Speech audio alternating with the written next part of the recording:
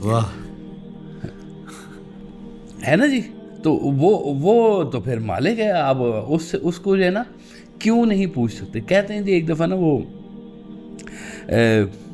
بلیوں کا ہوا جی جلسہ, پولیٹیکل جلسہ ہوا, تو ساری بلیوں نے مل کے نا ایک بلی کو منتخب کر لیا, اس کو کراؤن کیا ہے کہ ہماری یہ سردار بلی ہے. تو وہ بلی جناب بالکل تیار تھی لیکچر دینے کے لیے اپنی پوری پولیٹیکل بلی پارٹی کو جی, کہ میں نے اس کو سپیچ دینی ہے. تو سامنے نظر آ گیا چوہا. تو وہ بلی نے وہ تاج اٹھا کے پھینکا, اس نے کہا اوہو بھاگ جاؤ سارے, ہماری خوراک نظر آ گیا. اب یہ اس کی فطرت ہے کہ اس نے جانا ہی جانا ہے نا جی. پھر سرکار والے صاحب نے ایک وہ کہانی سنائی تھی کہ عقاب اور گدھ کٹھے پرواز کر رہے تھے آسمان میں. تو شاہین نے کہا کہ دیکھو زندگی جو ہے نا وہ بلند پروازی کا ہی نام ہے اور دور نگاہی کا ہی کام ہے, اور کیا لطف ہے اس پرواز کا. گدھ نے کہا ہاں اللہ تعالیٰ نے مجھے بھی بڑے پر دیے ہوئے ہیں, تو میرا بھی شاید مقصد جو ہے نا وہ یہی ہے کہ بلند پروازی کی جائے اور دور بینی کی جائے اور غور کیا جائے. تو وہ بھی کہہ رہا تھا تو نیچے اس کو وہ مردار گھوڑا نظر آ گیا. اس نے کہ جنم میں جائے تیری بلند پروازی, مجھے میرا وہ گھوڑا شکار نظر آ گیا, مرا پڑا ہوا نیچے ہے, اور ڈائیو ماری ادھر چلا گیا جی وہ. تو اب یہ شاہین کی فطرت اور ہے, وہ کبھی مردار نہیں کھائے گا جی. تو گدھ کی جو ہے وہ فطرت جو ہے وہ مردار کھانا, یہ اللہ تعالیٰ نے اس کی فطرت بنائی ہے, اس میں کچھ بھی غلط نہیں ہے. آپ دیکھیں کہ اچھا یہ بھی نا, اب یہ ایک تربیت کا انداز میں آپ کو بتاؤں کہ جہاں پر یہ نیت ہے نا آپ کی کہیں نہ کہیں پہ یہ ٹھیک ہونی شروع ہوتی ہے, جہاں پہ آپ کو اس چیز کا ادراک ملتا ہے کہ فطرت تو مالک نے بنا دی ہے, لیکن اس فطرت کی تربیت کیسے کی جا سکتی ہے کہ وہ اس کے جو منفی اگر اس کے بیچ میں رجحان زیادہ ہے وہ کم سے کم عمل میں آئے. تو نیکی کا رجحان اگر زیادہ ہے تو وہ بدی اور نیکی کا تصور تو ہے ہی آپ کا دین, سادہ سی بات ہے. جب تک دین نہیں تھا تو جو کچھ بھی تھا وہی دین تھا. جیسے سرکار فرماتے ہیں کہ وہ حضرت آدم اور اماں حوا کا نکاح کون سی مسجد میں پڑھایا گیا تھا, کس مولوی نے رجسٹریشن کی تھی, ہے کیا تھا معاملہ, تو وہ ویسے ہی تھا, بس جیسے تھا حکم تھا ویسے ہی. تو جیسے ہی دین اپنی مکمل جگہ کے اوپر آ گیا, اب جو احکامات اس نے دے دیے ہیں کہ یہ شراب ہے, یہ شباب ہے, یہ منع ہے, یہ اجازت ہے, یہ لحم ہے, یہ خنزیر ہے, اور یہ اس کو آپ نے ایسے کرنا ہے ویسے کرنا ہے. تو جو آپ کی چیزیں اللہ تعالیٰ نے اپنے نبی پاک صلی اللہ علیہ وسلم کے ذریعے سے آپ تک پہنچا دی ہیں, یہ آپ کا مکمل دین ہے. اور اس دین کے دائرے میں رہتے ہی آپ کہتے ہیں کہ یہ چیز غلط ہے اور یہ چیز درست ہے, یہ گناہ کبیرہ ہے اور یہ گناہ صغیرہ ہے. آپ نے ان کے نام رکھ دیے دین کے حوالے سے, یعنی کہ آپ کے جو اعمال کے پیچھے جو نیت ہے سب سے پہلے اس نے مسلمان ہونا ہے, باقی تو بعد میں ہوں گی نا چیزیں, آپ کی نیت نے سب سے پہلے مسلمان ہونا ہے. جیسے سرکار دو عالم صلی اللہ علیہ وسلم نے فرمایا کہ ہر انسان کے ساتھ اس کا شیطان موجود ہوتا ہے. تو صحابہ کرام نے کہا کہ یا رسول اللہ صلی اللہ علیہ وسلم آپ کے ساتھ بھی شیطان ہوتا ہے؟ تو آپ نے فرمایا کہ ہاں میرے ساتھ بھی ہوتا ہے, میں نے اسے مسلمان کر کے رکھا ہوا ہے. تو اب ہے تابع کیا ہوا جی. تو اب آپ کے جو ساتھ یہ جو جڑا ہوا ہے اس کو آپ نے, آپ کی نیت نے ہی مسلمان کرنا ہے. آپ سب سے پہلے اپنی نیت کو کلمہ پڑھائیں گے. وہ کہتے ہیں کلمہ پیر پڑھایا باہو تے میں سدا سہاگن ہوئی. وہ جب تک آپ کی نیت نہیں نا وہ کلمہ پڑھے گی, آپ کے اندر کھوٹ کے ایرر کے چانسز بہت برائٹ ہیں. وہ اپنے کام کے اوپر دھڑا دھڑ لگا ہوا ہے شیطان جو ہے نا جی. لیکن آپ نے پھر اب اس چیز کا دھیان کرنا ہے کہ کیا چیز ہے جو منع ہے اور کیا چیز کی ہمیں اجازت نامہ ہمارے پاس موجود ہے. تو اب یہاں پہ سرکار والے صاحب نے ایک بڑا قیمتی پوائنٹ بتایا ہے. آپ نے کہا ہے کہ جو کام اللہ نے فطرت میں پیدا فرمائے ہوئے ہیں نا، آپ اس کو ویسے ہی ماننا شروع کر دو جیسے جیسے وہ کر رہا ہے. آپ کہیں تو بڑا بروٹل ایکٹ ہے جناب یہ شاہین کا، کہ وہ زندہ فاختہ پکڑتا ہے اور اس کو چیر پھاڑ کے خون نکالتا ہے اس کا دھڑا دھڑ، اور اس کو گرم گرم کھا جاتا ہے. تو دیکھنے والے کی نگاہ میں تو جناب وہ بڑا ہی تو بروٹل ایکٹ ہو گیا ہے نا جی. اب کتنا خوبصورت ہوتا ہے جی ہرن کا بچہ، آہ خوبصورت کلیلیں بھرتا ہوا، بھاگتا اچھلتا دوڑتا ہوا، اور ببر شیر میاں آتے ہیں اور گردن سے پکڑتے ہیں اور اس کی انتڑیاں تک نکال کے تو اپنے کہتے ہیں جی وہ لذیذ خوراک جناب ہے. تو مالک نے اس کی خوراک لکھی ہوئی ہے. اب جو مالک کے اس فطرت کے عمل کو پہچان گیا نا، اس کے لیے یہ ظلم نہیں ہو رہا، اس کے لیے فطرت اپنا کام کر رہی ہے. آپ وہ دیکھیے، ہم بچپن میں نا ایک وہ کارٹون دیکھا کرتے تھے، وہ ٹام اینڈ جیری کا ہے نا جی. اس میں کتا، بلی، چوہا، اب وہ نیچرل ہے، انہوں نے فطرت کے اوپر ایک کارٹون بنایا ہوا ہے ایک قسم کا، جو مجھے اس کی سمجھ میں آتی تھی کہ کوئی سکھاتا نہیں ہے ڈاگی کو کہ بلی تمہارے لیے خطرناک ہے. ہاں وہ ایک جگہ پہ بعض اوقات رہنا شروع کر دیتا ہے، لیکن فطرت ان کی جو ہے نا وہ ہے علیحدہ ہی. بلی چوہا دیکھے گی بھاگے گی، ڈاگی چوہا دیکھے گا پیچھے بھاگے گا، بلی کو دیکھے گا تو بھاگے گا. اب یہ کھیل ہے بلی چوہے ڈاگی کا، آگے پیچھے بھاگ رہے ہیں ایک دوسرے کے، ہے جان بچا رہے ہیں، جان کھا رہے ہیں. حضرت واصف علی واصف افضل کی آڈیو سے بات یاد آ گئی کہ کہیں یہ نہ کہہ دینا کہ چوہا کیا ہے، چوہے کو اللہ نے کیوں بنایا ہے.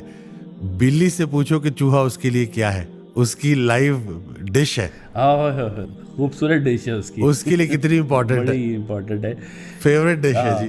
بلکہ آپ فرماتے تھے کہ وہ جہاں سے بلی کو ایک دفعہ چڑیا ملی ہو نا، وہ جگہ وہ اپنی پکی کر لیتی ہے، پھر وہیں پہ بیٹھتی ہے کہ اب چڑیا دوبارہ یہاں پر آئے گی اور میں پھر اس کو پکڑوں گی.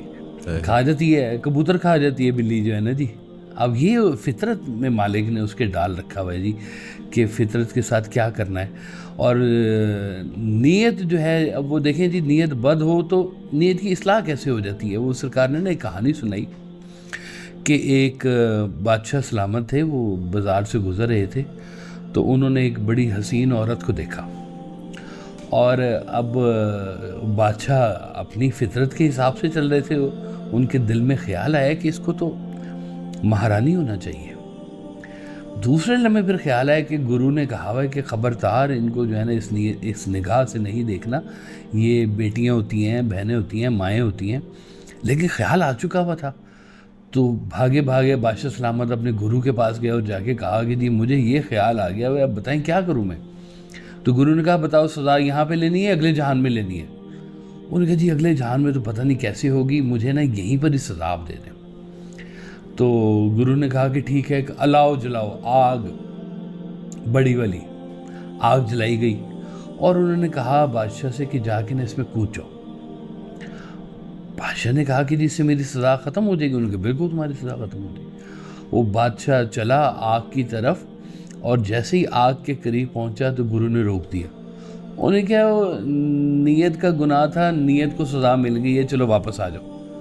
خیال کا گناہ تھا، خیال کو ہی سزا مل گئی ہے نا، تو واپس آ جاؤ. تو خیال کی جو ہے نا یہاں پہ ایسے کر کے پھر اصلاح ہو جاتی ہے. اگر فطرت آپ کو وہ کام کرنے پہ مجبور بھی کر رہی ہے نا، تو آپ اگر رک گئے ہیں اس خیال سے.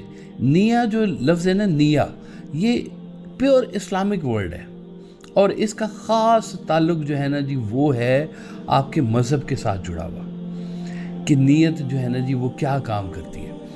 تو اب جو فطرت پیچھے سے جو کام کروا رہی ہے وہ اب اور کام ہے. سلیم الفطرت کچھ لوگ ہوتے ہیں، اور کچھ ایسے بھی لوگ ہوتے ہیں جو انسان کی فطرت کو پہچانتے بھی ہیں.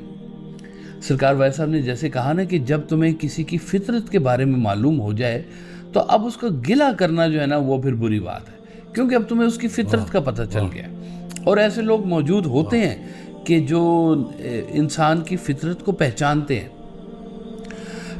جیسے سرکار وائس صاحب نے فرمایا کہ سلیم الفطرت لوگوں کو ملک کا سربراہ ہونا چاہیے تاکہ آپ کا پورا معاشرہ جو ہے نا وہ اچھی فطرت والا پیدا ہو اور آگے سارے کام اچھے ہوں. جس کی فطرت کے اندر ہی برائی ہوگی نا اس سے لا محالہ کوئی نہ کوئی آپ دیکھیں کہ کتنے جوڑے ہوتے ہیں فیملیز کے میاں بیوی کے درمیان کہ جن جو فطرت پہ پردہ ڈال کے رکھتے ہیں لیکن کہیں نہ کہیں پہ لیٹ ایج میں بھی جا کے ان کی وہ فطرت کھلتی ہے تو میاں بیوی کے درمیان میں سیپریشن ہو جاتی ہے.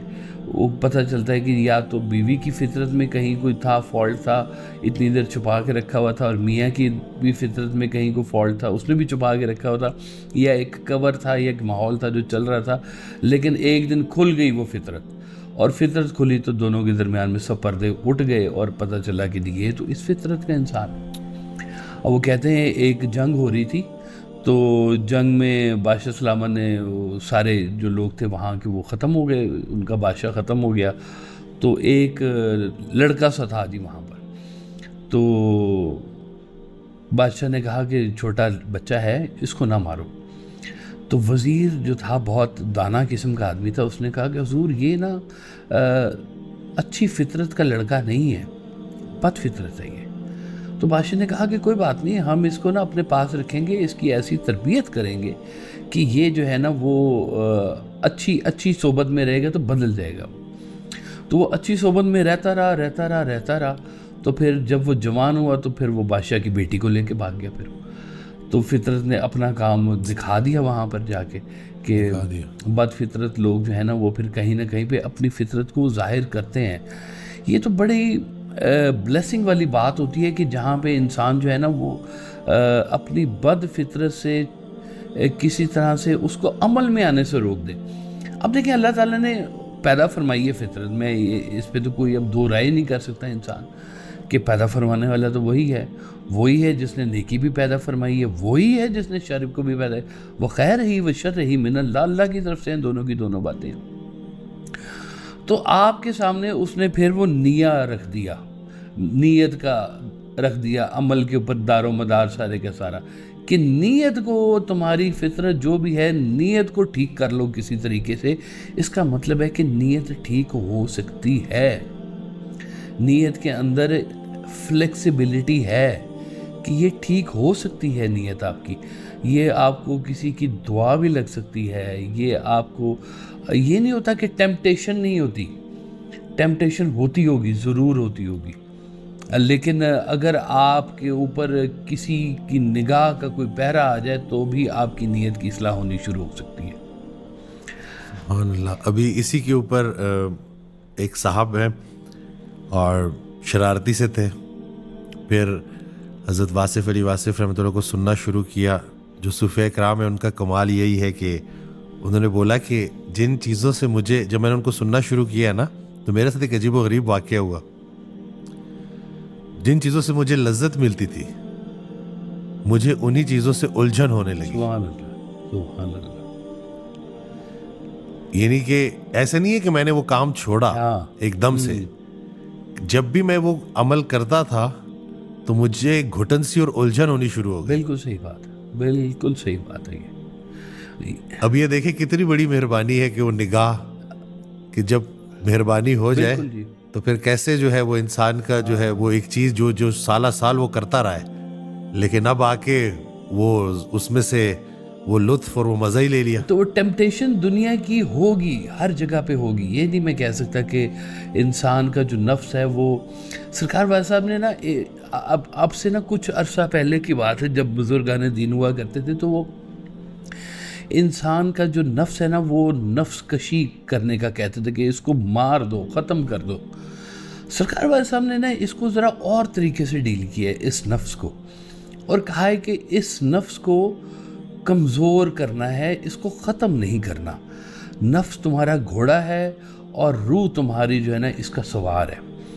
اگر سوار تمہارا طاقتور ہوگا تو گھوڑے کی لگامیں اس کے ہاتھ میں ہوں گی اور وہ جدھر چاہے گا وہ گھوڑا ادھر جائے گا. لیکن اگر گھوڑا تمہارا طاقتور ہو گیا تو تمہاری روح کو بھی بھگا کے لے جائے گا اور تم بے بس ہو گئے. پھر وہ اس لیے وہ کہتے ہیں کہ جی جن باتوں سے آپ کی روح طاقتور ہوتی ہے اس کے خلاف باتوں سے آپ کا نفس کمزور ہوتا ہے. یعنی کہ جن باتوں سے روح طاقتور ہوئی ہے ان باتوں سے آپ کا نفس کمزور ہو گیا ہے، اور جن باتوں سے آپ کا نفس طاقتور ہوتا ہے انہی باتوں سے آپ کی روح کمزور ہونا شروع ہو جاتی ہے.